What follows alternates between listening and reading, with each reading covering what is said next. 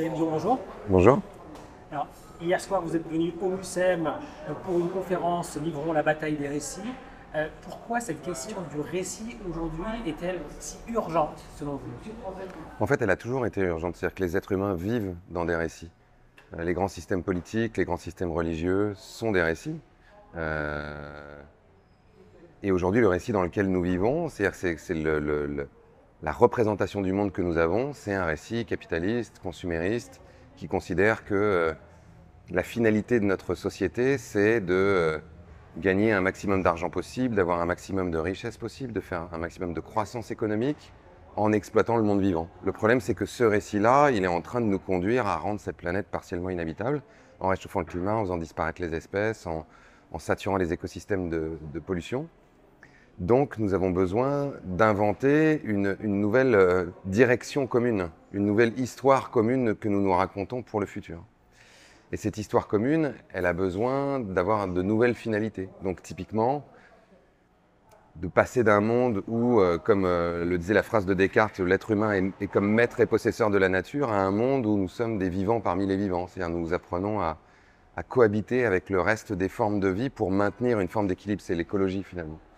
Ce qu'on pourrait traduire par un objectif de santé globale. C'est-à-dire de faire en sorte que l'objectif de nos civilisations, c'est que les êtres humains et tous les êtres vivants soient dans la meilleure santé possible.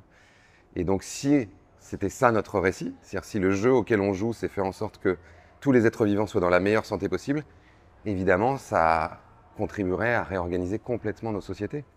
On ne pourrait plus faire ce qu'on fait aujourd'hui. C'est-à-dire qu'envoyer dans l'atmosphère des gaz à effet de serre jusqu'à réchauffer le climat, ça ne marcherait plus dans ces objectifs-là. Envoyer des pesticides, des polluants éternels, polluer les sols, raser les océans, ça ne marcherait plus. Avoir des entreprises dont la finalité est de gagner de l'argent en produisant de la nourriture qui rende les gens obèses ou leur donne du diabète, ou en produisant des armes, ou en produisant du tabac, ou en tout cas des choses qui rendent les gens malades, ça ne marcherait plus non plus. Donc ça changerait complètement l'organisation de nos sociétés. Vous proposez une méthode collective pour co-construire ce nouveau récit. C'est quoi cette méthode? Je ne sais pas s'il y a une méthode en soi. En tout cas, ce qui fait que des récits collectifs changent, c'est que d'une part, il y a des acteurs culturels qui livrent une forme de bataille culturelle. On voit bien que, par exemple, après la Deuxième Guerre mondiale, les Américains ont répandu l'American Way of Life à travers le cinéma, les séries. Donc aujourd'hui, pour moi, il faut aider les gens qui racontent des histoires, c'est-à-dire les gens qui font des romans, des BD, des films, des séries, là encore, à intégrer ces nouveaux imaginaires pour qu'il y ait des centaines, des milliers d'œuvres culturelles qui sortent et qui influencent nos représentations du monde, tout comme la science-fiction, par exemple, a influencé nos représentations du monde et a fait qu'on a construit des voitures autonomes, on a construit l'intelligence artificielle, on est allé sur la Lune parce que ça a été imaginé d'abord dans des fictions. Je pense qu'il est nécessaire aussi que ces nouveaux récits s'incarnent dans des pratiques. C'est ce qu'on a filmé, par exemple, quand on a fait Demain. C'est des gens qui inventent des nouvelles façons de faire de l'agriculture, de faire de l'économie, de l'éducation, à travers des innovations.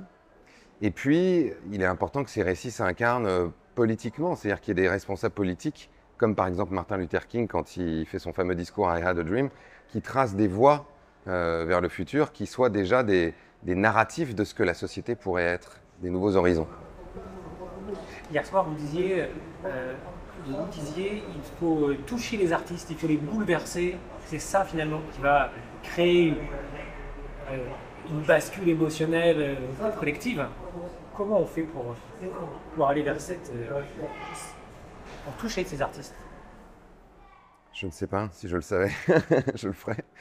Ce qu'on essaye de faire, nous, on a créé un collectif qui s'appelle CUT, Cinéma Uni pour la Transition, où on accompagne justement les professionnels du cinéma et de l'audiovisuel, donc les scénaristes, les réalisateurs et les réalisatrices, en leur faisant vivre des expériences, en les alimentant aussi avec des données. C'est-à-dire qu'on ne peut pas demander aux artistes de faire des films de commande ou des romans de commande, parce que ce seraient des mauvais films ou livres à thèse.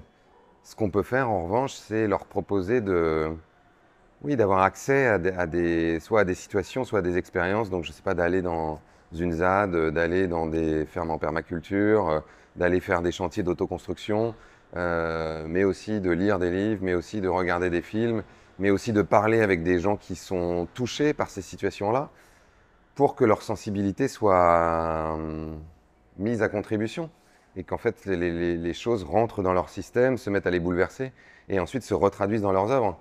C'est ce qui se passe déjà. C'est-à-dire que j'imagine que Todd Haynes, quand il fait Dark Waters, qui est un film qui parle justement de la pollution au PFAS avec Mark Ruffalo, c'est parce que le sujet l'a touché à un moment qu'il se dit bah tiens, je vais faire un film là-dessus et je vais pouvoir exprimer quelque chose. Mais il y a beaucoup aujourd'hui d'artistes qui sont relativement loin encore de ces sujets-là. Donc je pense qu'il faut les y emmener pour que ça rentre tout simplement dans leur univers et dans leur système. Dernière question, Cyril Dion, vous, en tant qu'artiste, vous êtes touché par quel récit, vers quoi vous nous emmenez? Je sais que vous avez un projet de film autour de la question de la démocratie, vous liez souvent démocratie et écologie, à juste titre. C'est ce chemin entre démocratie et écologie que vous essayez d'imaginer? Non, c'est juste que je pense que si on veut construire un monde soutenable, l'idée, c'est pas qu'il y ait quelqu'un qui ait une idée et qui l'impose à tout le monde, sinon ça s'appelle une religion ou une dictature. Donc il me semble, moi, en tout cas ce à quoi j'aspire, c'est un monde où on participerait toutes et tous à élaborer ensemble l'organisation de la société et à trouver des solutions à nos problèmes.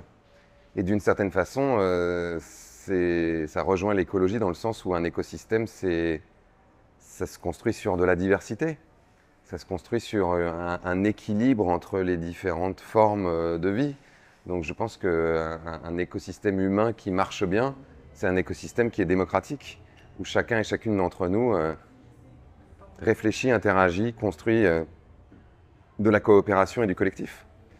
Et en tout cas, toutes les initiatives que je connais qui ont été conduites dans ce sens-là, typiquement la Convention citoyenne pour le climat que j'avais proposée à Emmanuel Macron avec le groupe des Gilets citoyens, il se trouve que ça marche. C'est-à-dire que les gens prennent ça à cœur et qu'ils parviennent à des résultats et des propositions qui sont souvent infiniment plus ambitieuses que ce que font les gouvernements. Donc je crois que c'est vraiment une piste pour nous sortir du pétrin. Merci Cyril Dion. Avec plaisir.